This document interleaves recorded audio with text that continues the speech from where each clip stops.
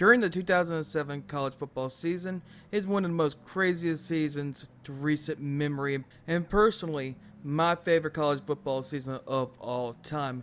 How many upsets of the number 1 and number 2 ranking always fell almost every single week.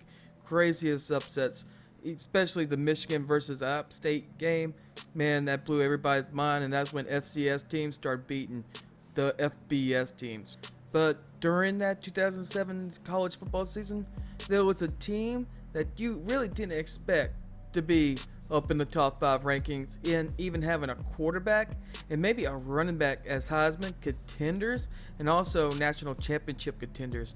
It was the 2007 Oregon Ducks. The 2007 Oregon Ducks was not expected to even compete for even a Pac-12 championship, much less as a national championship contender, and plus they have much less expectations for the team. Maybe a 7-5, maybe an 8-4 team, maybe mid-pack in the back 10.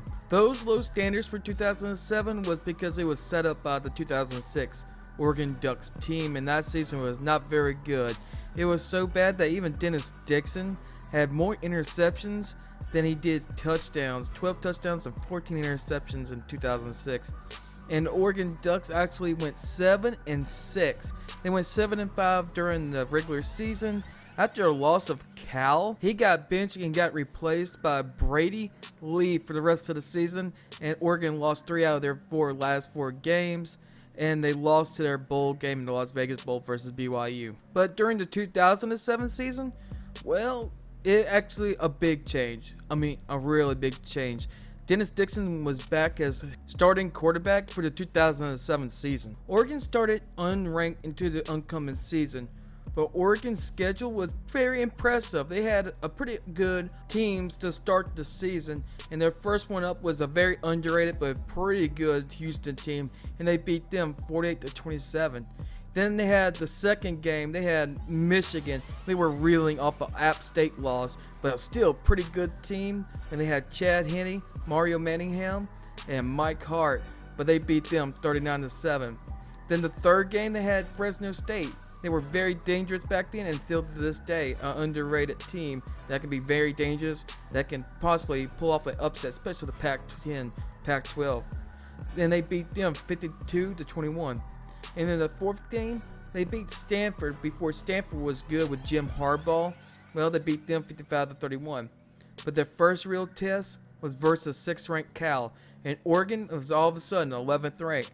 They lost 24-31 at home to Cal, but it sent them reeling a little bit. But they were 9th ranked. After they were 11th ranked, they began to be 9th ranked. But they beat Washington State 53-7, and then they went on the road versus Washington and beat them 55-34.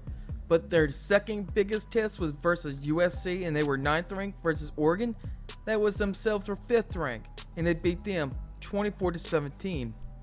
Then another big test, 6th ranked Arizona State versus 4th ranked Oregon, and College Game Day was there for the second time, featuring Oregon, and as at Oregon, they beat them 35-23. And this, guys, is where the good story of Oregon that was unranked to start the season, didn't have no expectations at all to even compete for a championship. And Dennis Dixon, that was actually in the Heisman contention, having a stellar season, well, they came to a screeching halt in the first quarter of this Arizona game. 2nd and 7 after the timeout. Stewart changes to the left of Dixon now. Wildcats bring pressure off the edge. Dixon will just fall down now. Wanted to try a shovel pass. There was traffic and perhaps a miscommunication, and now Dixon holding his knee. There was no contact. He just crumpled on the ground. Prior to that injury and prior to that game, they came into this game versus Arizona State 2nd in the nation. Everything was going for Oregon, and man, even Dennis Dixon was having himself a great year, a Heisman contention year. He could have won the Heisman Trophy than Tim Tebow himself, because he had 20 touchdowns in the air, 4 interceptions, and also 9 touchdowns on the ground, and he averaged 5.6 yards per carry. During this point of the season, he already had over 2,000 yards passing with 2 games left to go if he would have finished that Arizona game. From that point forward, Brady Leaf would take over at the helm for Oregon, and they would lose to the Arizona. They couldn't rally when 31-14 halftime, and they would lose 34-24. And the next week they would lose to UCLA, not even scoring a single point. And then they would lose to Oregon State, their rival, and they would lose 3 of their final games, sending them 8-4 in the season and being 18th ranked, and went from national title contentions to the Sun Bowl. But they will cap off the disappointing end to their great season with a win versus South Florida. As the 2007 college football season was over for the Oregon Ducks, Dennis Dixon was drafted to the Pittsburgh Steelers in the 5th round. Also getting drafted from the 13th pick of the 1st round was Jonathan Stewart, drafted by the Carolina Panthers.